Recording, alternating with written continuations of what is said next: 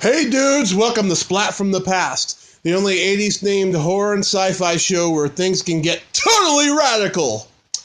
Now today I will be welcoming back my good friend Kristen Frisk Christensen, who I had on the podcast last summer, my stand-up comedy friend, and I'm going to have her back on today. We're just going to bullshit and gab and catch up and stuff. Last time we did like a 2-hour and, 17-minute interview, but this time we're just going to do a quick one and just catch up on stuff. Nothing special, just have some laughs, have some fun, and I always like having Kristen on. She's a lot of fun, and she's really cool.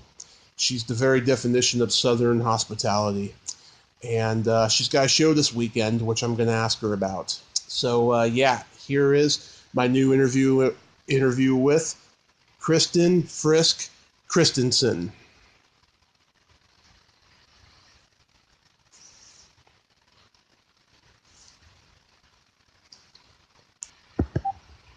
Hi, Kristen. Hello, Tommy. How you doing, hun? How are you? I'm doing very well. How are you doing? Oh, God, I'm about ready to, shoot the computer screen because I've been trying to edit my podcast from earlier. I need to edit 5 minutes out of it, and I don't know, I guess the server must be down or something. It just says it's loading, but it won't come up. It's been going on for 3 hours now. I swear there's a little man inside every computer that just likes to fuck with us. Oh, I agree with you. Yes. A fucking cyber gremlin. A cyber gremlin. Exactly. Oh my God, how you doing? I'm good. I just got off work, got the kids, trying to, get them situated so they leave me alone for a half hour. Good luck with that, though. I see you got a show this weekend. I got big shows. I'm going to be featuring all weekend at Last Unlimited. Oh, that's great. Yeah. Insane Wayne is headlining. And Marcus Magnum is hosting, and so this is the first time I've done 6 shows in a row in a really long time. So hopefully I can keep the momentum. I'm not familiar with any of those guys, but I'm really glad that you have a big show like that. Well, thank you. Yeah, I don't know the host, but I actually started out with the headliner back in Modesto in 04, right when I first started, and. He's in a wheelchair now. He got shot, and when I started with him, he was walking. So I didn't see him for a while because I quit comedy for a while. And then when I came back in 08, I seen him in a wheelchair, and I'm like, "What the hell? What happened to you?" And wrong place, the wrong time. He got shot by some gangbanger. Hella sad, but he's hella funny. Oh, that's sad. Yeah, a guy I went to high school with, who I was in special ed class with about 8 years ago or so. He got shot up in Oakland. And he had this pretty nasty bullet wound which he showed on Facebook.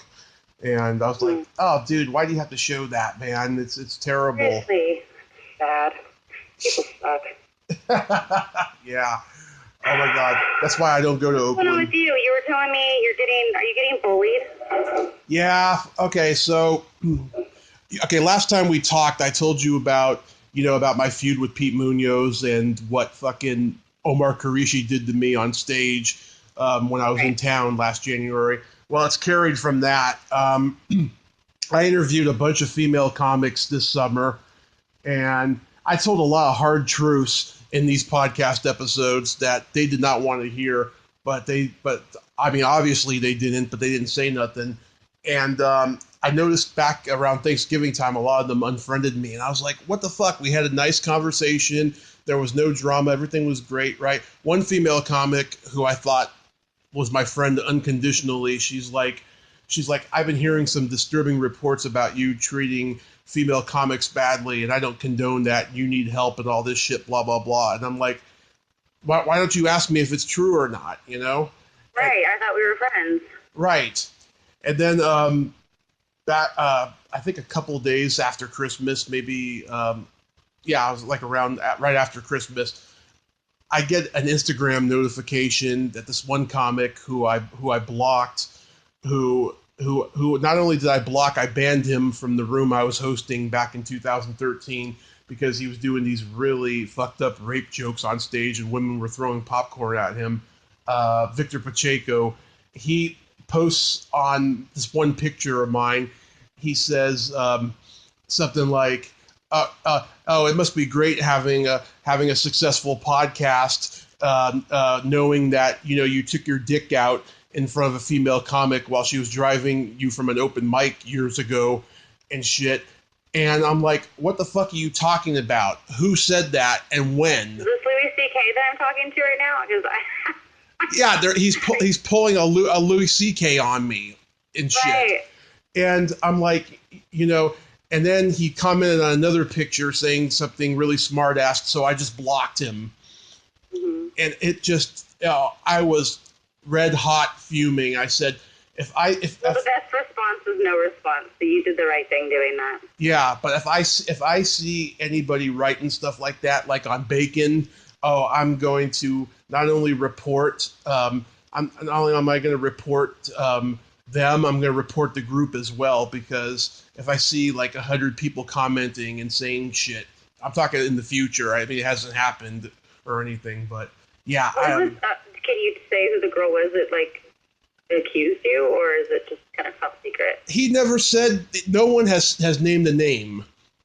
No. So it's just stupid allegations. He was just trying to piss you off. Yeah, no one has named a name, and nobody has given me a timeline. And you know what? I mean, I can't confirm or deny it happened, because I can't confirm for the fact that I don't get off on seeing women suffer, and I can't deny the fact because I was a pretty bad alcoholic and I did a lot of shit I don't remember, and there's people who will never talk to me again, allegedly, and shit. Yeah. So if it happened during my drinking days, I apologize, but if it didn't happen, stop fucking trying to sabotage me because you're threatened by my success, Right, yeah. Just, Haters gonna hate. it never ends. But yeah, I'm pretty hurt about those women unfriending me, because they just... Are these the ones that you interviewed last year? Like around, like... Yeah, like... The ones you said Merry Christmas to or whatever? Yeah, they were... No, the ones that I made reference to that unfriended me, that I did not put their names in. Okay. I thought it was the same ones that you did this big old group Happy Merry Christmas thing to all of us, and I thought some of them did it. Oh, no. They were all great to me. To me. But there's three that I did not mention. Yeah, there was three I didn't mention. Alyssa Westerlund, Nicole Turley, who I thought loved me unconditionally, and Erie Diamond, who fucking she got pissed off because we did a podcast and she was going to come back on again, but then she changed her mind because I made some joke that made her uncomfortable, and I'm like, are you fucking kidding me? Oh my God. Oh, then you're not going to last very long in this business with this skin, that thin. I told her that. Yeah, well, she's got a husband that no one has ever seen, and she's basically doing... I know a couple of those, Yeah, she's basically doing comedy to get away from him, basically. Yeah. At nighttime. That's why I did it the first time. That's funny. Yeah, she's taking up everybody's stage time. She's weird, but yeah. Well, I'm sorry for that, but we're moving on, right? Yeah. And nobody holds you down. Yeah, but just if I hear keep on moving. If I hear it again, I'm gonna do a podcast with my friend Paul Brumbaugh, and we're going to address it. But I hope I don't have to.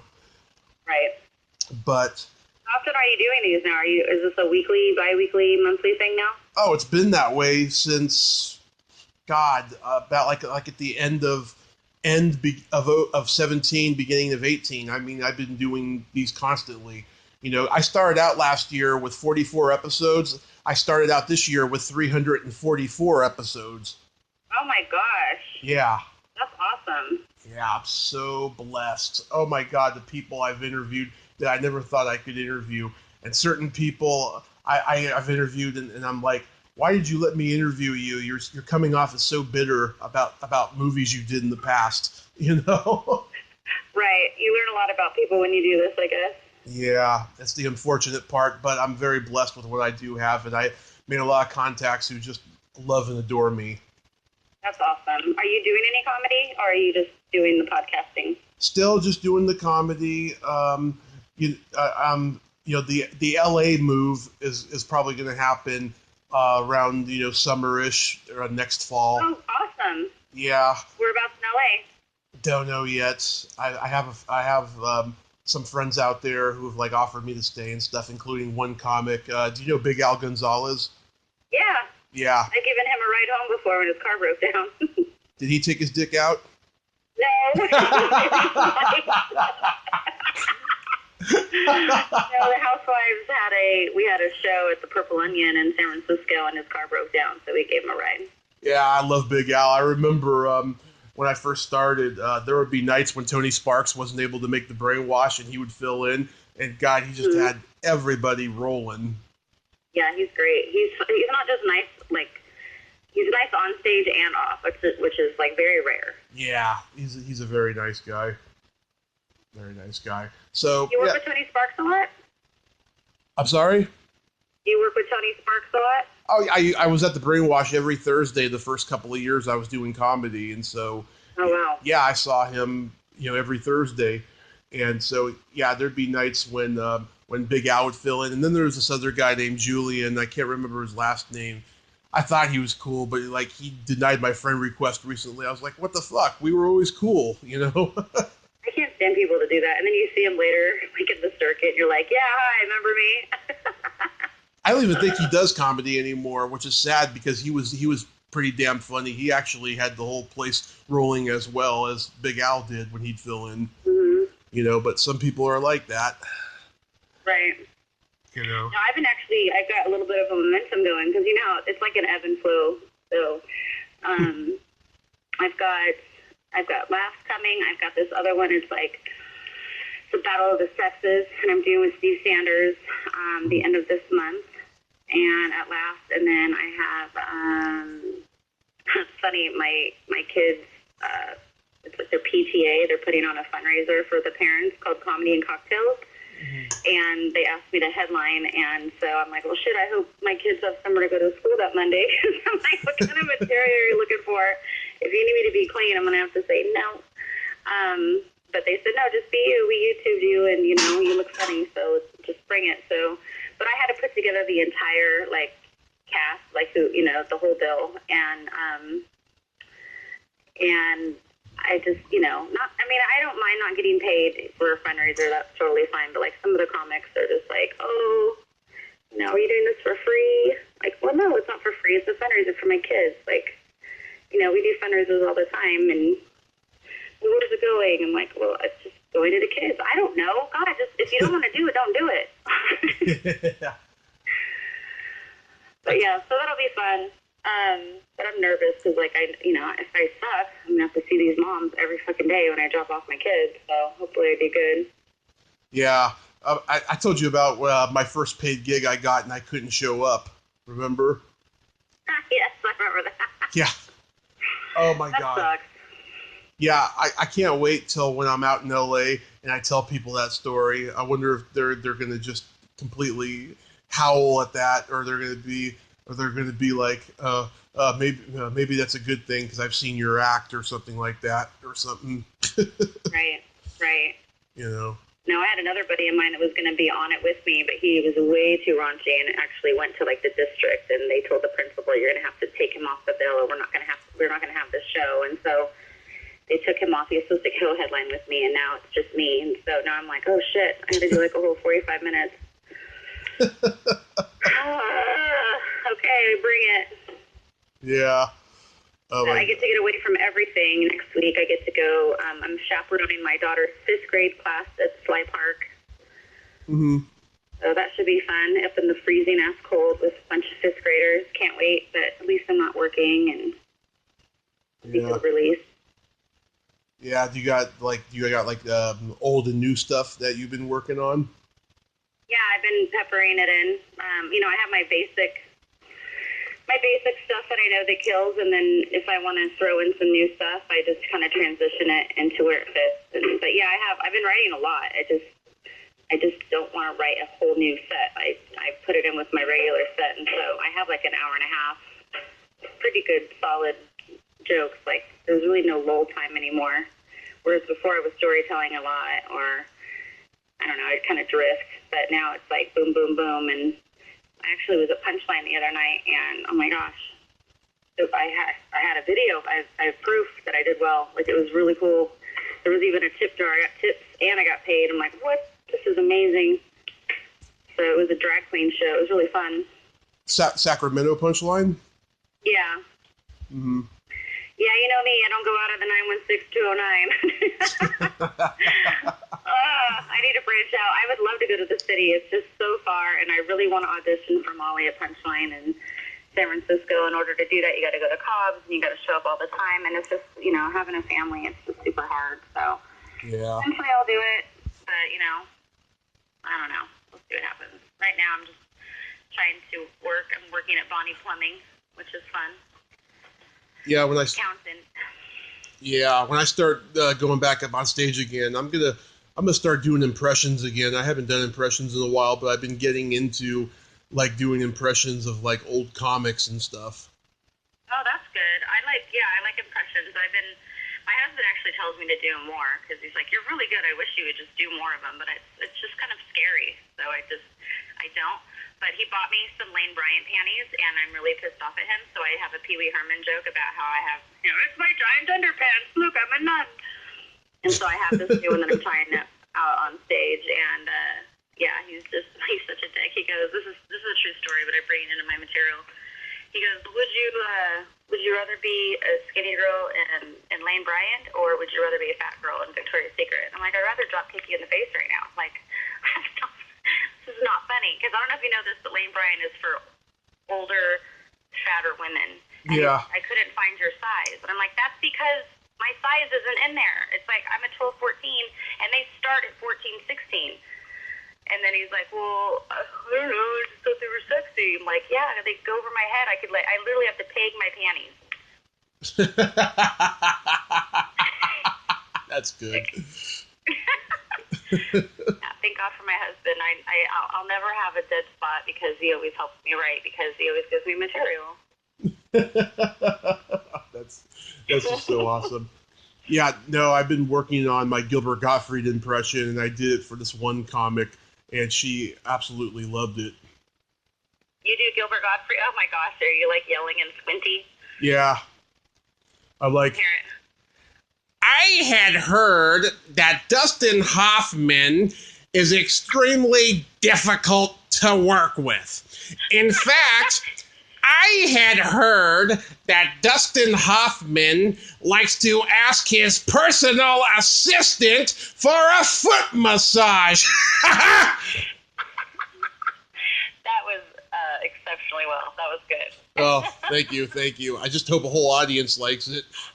I listened to a podcast, my buddy Mike Betancourt. I don't know if you've heard his podcast, Me, Myself, and I. And not yet. He does impressions. He does like Nick Nolte, and he does Beetlejuice, and he does what's the guy from Fast and Furious? Not the one that died in the car crash, but the other guy. But anyway, he does impressions too, and it's like, I love impressions. I think people should do that more. Yeah. Patton Oswalt does a really good Nick Nolte. He did this bit on his first HBO special back in the 90s where he's talking about how Nick Nolte was supposed to play Han Solo in Star Wars. And so he was like, God damn it, Chewbacca. I haven't even had my morning whiskey yet.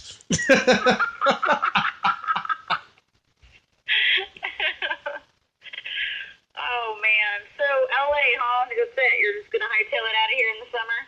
Yeah, like maybe late summer, early fall. I haven't decided yet. But it's definitely going to happen. And yeah, I just want to like hang out at the Comedy Store every night and shit. I've made so many contacts over there. That's awesome. Yeah. My friend Steve Fury's getting up in there. He's been over there for a little while, and I heard him on the Comedy Store podcast, and like I wasn't familiar with him, but I heard him say he was from the Bay Area. I was like, I can't believe I've never met him before.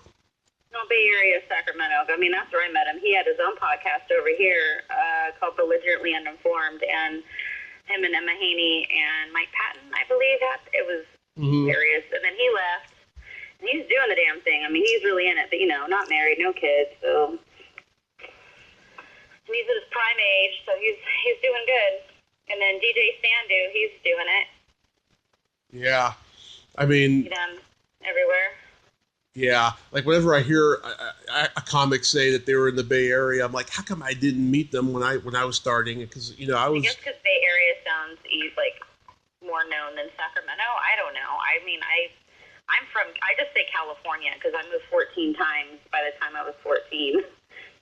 So I don't even know where I'm from. I guess Bay Area because I don't know, because I was in Tracy the longest, so Tri-Valley, and then I was in Sacramento, and I was up north, and it's just, I don't know. Yeah, like, I just found out that what's his name, Moshe Kasher was from the Bay Area. I had no idea. Mm-hmm. Yeah. Bay Area's pretty big, man. I mean, you got and I don't know if it's still, like, is the Bay Area still think that Sac comics are hacky and stupid? Because it's not. I think Sacramento is pretty amazing lately. They're doing awesome in competitions and making their mark in the World Series of Comedy in Vegas, and it just seems like Sac's doing really well in comedy. I don't really hear much going on with Bay Area. Yeah, because everyone's in a comfort zone over there because of the fucking marijuana culture. Everybody's just like, hey, man, I'll get to it tomorrow. Because I'll tell you, I never liked Ali Wong when we were starting out, right? But she made a very real point in a podcast I heard her. She was like, in the Bay Area, like, if you're doing comedy over there, you either have the drive like she did to get the hell out of there, or you're going to be, performing at the Punchline for life and going to Burning Man. Oh my God, that's not cool. But it's true though, because there's so many comics out there in the Bay Area. Some are really good and some are really bad. Of course, we know that, but it's like they just don't want to leave, Right. And that's what she was getting at, Right. But yeah. Well, I get that. I mean, there is, I think, more of a Burning Man culture in the Bay Area than there is here. Yeah. We're all hippies. Who cares? Yeah. My opening joke is always, I'm pretty sure that if Richard Pryor was still alive, he would perform at Burning Man. Probably, yeah. Paid well. But that's just me. I told that joke to Argus Hamilton, and he thought it was hilarious. And he was like, that's a good one, Tom. And I was like, oh, my God. I can't believe I made Argus Hamilton laugh. That's awesome. Yeah. That's really awesome. Now, if I could only get him on the podcast, that would be great as well. Why won't he do it?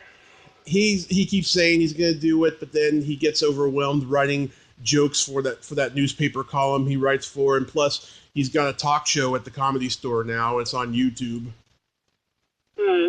I've watched it. It's pretty cool.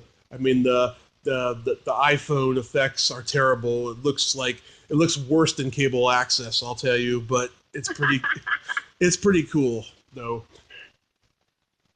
Is it funny? Yeah, it's pretty funny. I mean, what it looks like. The way he does his he does his one-liners like Johnny Carson did back in the day, because that's who he is, But like, he gets all these old comics that he started out with in there, and they just like talk about, what the place was like back then, and they talk about the strike and stuff, and that it's really cool that way. And then he gets interesting. Yeah, and then he gets the younger guys in, and they talk about, their journey too as well. And it's about 40 minutes long. It's not that long of a show. That's cool. I know. How long was our last one? That was way long, and I think I said way too many things that I shouldn't have. Oh, you were great in that one. I could listen to that one for days. It was like 2 hours and 17 minutes or something. Yeah, that was awesome. I think my kids were in school at time. Yeah, and yeah, I mean, just things are just looking up really tremendously, because last year was a pretty dark year for me, but this year so far is going great. That's good. I mean, it should be that way. You can't have back-to-back shitty years. Yeah, I'll be visiting LA in April with my mom, going to the horror convention and just gonna go by the Comedy Store and just have some fun. I'm sorry, a horror or horror? Horror convention. Okay, I'm like, dang, what a nice mom you have. Oh, she could Your like, wingman? yeah, she could pay for a whore for me. She'd be the best mom on earth. How is your mom? She's great. She was pretty bad for a while last year, but she's really great now. She's the most positive I've seen her in a long time. Yeah, my dad is going through major bouts of chemo because he's got the non-Hodgkin's lymphoma, but he only has 3 more treatments left, and he's hanging on to his mullet as long as he can, and he's going to be here at the end of the month. We're buying him an Amtrak ticket to come hang out with us and just kind of chill, and it just sucks seeing your parents sick, especially because he always has so much energy, and he never stops, and now he's just like, no energy, and he was telling me last night, he's like, it's just like my mind like wants to want to go, but my body is just like, nope. I've always wanted to know, like, what happens to you when you like to your body when you have chemo, because it's just I don't get like how it feels. Yeah, he's like, it's just a fog. There's no motivation. You don't want to get up. You feel like shit. You get the squirts. I'm like, okay, I don't need to know that, Dad. I get it, Dad. It sucks.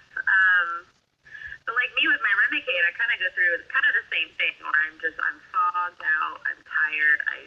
It just sucks everything out of me for a couple of days, and then all of a sudden I feel better. And but yeah, it's sad. I hate seeing my. Yeah. So basically, it makes you lazy. Is that what you're saying?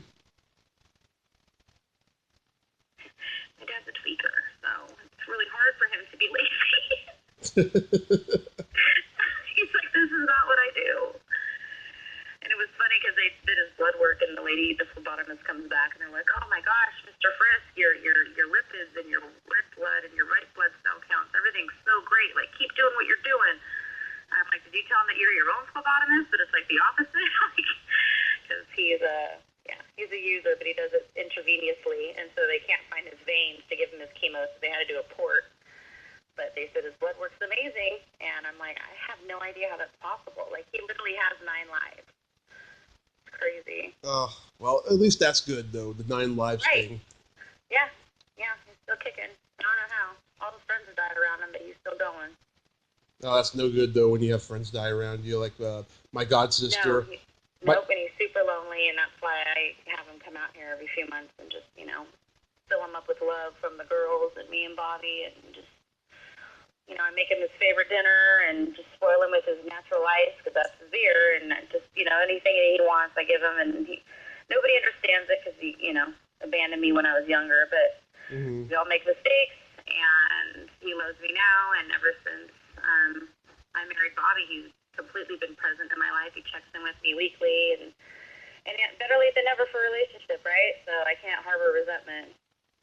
Yeah, I mean, about the what was it about the? I lost my train of thought. No, people do that when they talk to me. They're like, "What? Where's I going with that?" No, but yeah, so the chemo basically just makes you lazy, and it makes you groggy and all that shit. It's probably the same feeling I got when I came back from all the surgeries I had in the hospital. Yeah, I bet. How many did you have to have? Hold on a second. Okay, sorry. That's only okay. How long has it been? And that was my first interruption from a child. That was okay. I had my surgery. I had my accident 4 years ago, so I had like 12 surgeries. Most of them were when I was in the coma. I don't remember like most of them. That's probably a good thing. Yeah. I mean, the only one I can remember is when I had my gallbladder taken out after I got out of the hospital 9 months later. But other than that. Yeah. You know, it's funny, when I was a little kid, I was afraid of the dark. Now I'm an adult and I'm afraid of the light because I see everything. Damn it. Oh, well. It's better the alternative. I'd rather be here than underneath. That sounds like a famous quote, now that I think of it. What is? About not wanting to be in the dark and the light, you just said? Yeah. Is it a famous quote? It sounds like it. Yeah, or it should be. I am super famous, so... You're going to be, after this show, you're going to be famous. Oh, yeah, I'm going places. You just see, Kovac. Yeah, you're gonna have a Netflix producer in the audience. Oh, everybody says that. Oh, just what you never know who's gonna be watching. Nobody's gonna be watching. Pretty much, it's fine. I'm just here to make you guys all laugh. I don't care if there's a producer, director, freaking scout. I mean, I've been told this so many times, and I'm still getting, my paid gigs in this area. I'm not traveling. I don't really want to travel right now. I kind of want my kids to be older. Yeah. Cheryl, the soccer mom, her kids are married and in college, and she's, footloose, fancy free, and, I'll cross that bridge when it comes. But right now, I like being at home. It's just a constant balancing act between family and comedy. I think you're doing very well with it. Thanks. Of course. Ask my husband that. We just fought last night.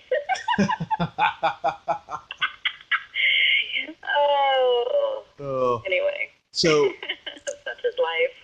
Okay, so the show, it's what night? Okay, so yes, Last Unlimited in Sacramento tomorrow night at 8 o'clock and 10:30. So there's 2 shows Friday. There's 2 shows Saturday, 8 o'clock and 10:30. And then there's 1 show on Sunday at 7 o'clock. Okay. So yep, and then I'll be there again at Last Unlimited on the 27th for the Battle of the Sexes. Awesome. So you got all these great shows coming up. Great. I hope you destroy it, hun. Thank you. I hope I do too, and I hope you do well, and I hope I talk to you again before you hightail it out of here down south. Oh, you will. You will. Okay. All right, Tommy. Well, thank you for talking to me. Oh, my pleasure. You just have yourself the most awesome night. You too, and have a happy Thanksgiving. It's past. I was just kidding. I meant Valentine's Day. You know what I meant. I'm just thankful. All right, Cindy. I'll talk to you later. Take care. Okay, take care. Bye-bye. Bye. Well, there you have it. Kristen Frisk Christensen. Ain't she a sweetheart? Thank you so much, Kristen. I hope you killed those shows, and I hope someone from Netflix is in the audience. I really do, because you are awesome, and you are going to kill it. If you like this video, everyone, please subscribe to my YouTube channel. Add me as a friend on Facebook. Join my Tommy Kovac comedian page on Facebook. Follow me on Twitter and Instagram, and all that fun stuff. Well, that's all time we have this week on Splat from the Past. Until next time, this is Tommy Throwback Kovac saying, there's no shame in living in the past, because the present sucks. Later, dudes!